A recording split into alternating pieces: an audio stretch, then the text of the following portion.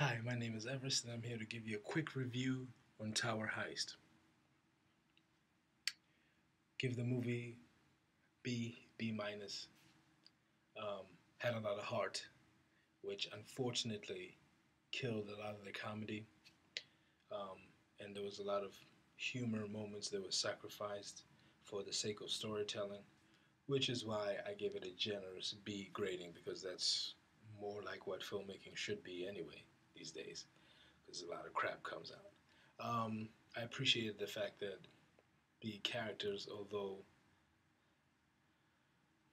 fickle and played by actors who generally play those kind of characters, um, had a little bit of something new, something fresh to them, and that was slightly amusing. I wouldn't say interesting, but it's slightly amusing. The villain in the film did a pretty good job, but the storyline did a pretty bad job of explaining whether or not he is actually a villain. And well, of course, you wait until the end and then you figure it out. But um, other than those couple of faults, I would say the Tower Heist is a film that is interesting and pleasant to watch. There's nothing too verbose. It's not awful. It's actually by itself, minus the humor, is actually kind of a weirdly interesting film because of the current climate with economic swindling and economic issues and people stealing money from so and so and fraudulent behavior and Madoff and etc. However, I will say one thing: the laughs in the film come from surprisingly the different people that are cast. Tia Leoni, for example, is arguably one of the funnier people in the movie, which is no offense to her, obviously, she's a great actress, but it wasn't what I was expecting in a cast with Ben Stiller and Eddie Murphy. And of course, we come to the next big topic, which I wanted to wait till the end to address. Eddie Murphy is in the film. Very funny when he's on the screen. But because of how the story works and because they actually did it correctly, storytelling wise, it took him a while to get into the film his character. Yeah. And therefore, because he's the expert on stealing things, and then when they figure out that they're gonna rob somebody, then they go to him, and then he comes into the film. But in order to get there, they really build these characters, and they build the story around Ben Stiller's character that is really heartfelt at a time like this. And actually, it's very, it's it's like a lot of those movies where you root for the people doing something wrong because it's right for society in general, like Boondock Saints.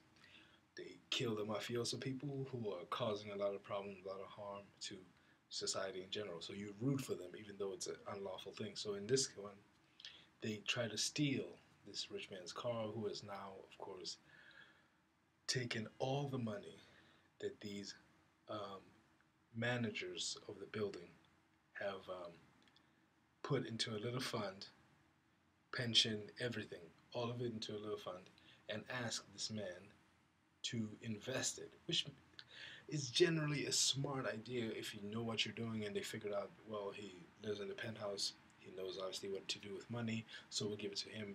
And what ends up happening is he loses it all. And not only that, but he turns out to be a very corrupt Bernie Madoff type of person.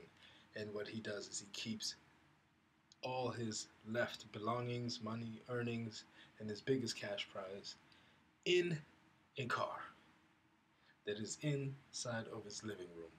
Okay? Now, that represents his person. Forget about the car in the living room, it's weird. But that represents everything he has. Okay? And because now it's gotten to a point where, in the story, he's ruined the lives of so many people, they now want the car, which represents everything that he is. So, Tower Heist is about trying to get to that car and steal it.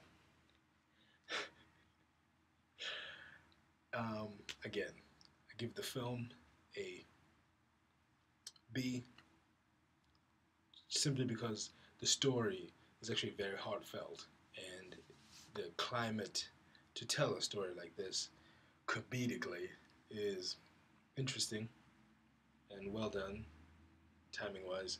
And of course, Brett Ratner directed the film, so the comic elements are, you have to believe anything that was funny that the actors did, great actors, that they did on set was put onto the camera, which then tells you that they didn't really do that much funny stuff, because it is funny and the jokes.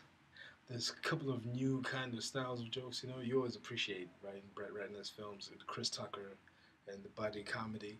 But within that buddy comedy of Rush Hour, there's new styles of humor that are there. It's an old story, but new styles of humor.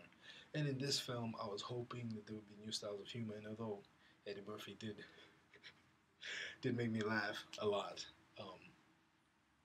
he wasn't there that much. And Nathan Lane played a straightforward character, nervous, uh, uh, businessman who loses everything and is evicted from the building and then ends up coming back to rob it. Such is life. Well, anyway, hope you enjoyed that review. I'll be doing more of these, so please log on, okay? Um, please log on in a day or so, and I will give you a new review. In the meantime, I'm doing 3 reviews tonight, so I will then have my older reviews, because I know that some of these films are coming up on Netflix and out on DVD and whatever, so I'll let you know whether to see them or not to see them. Cool.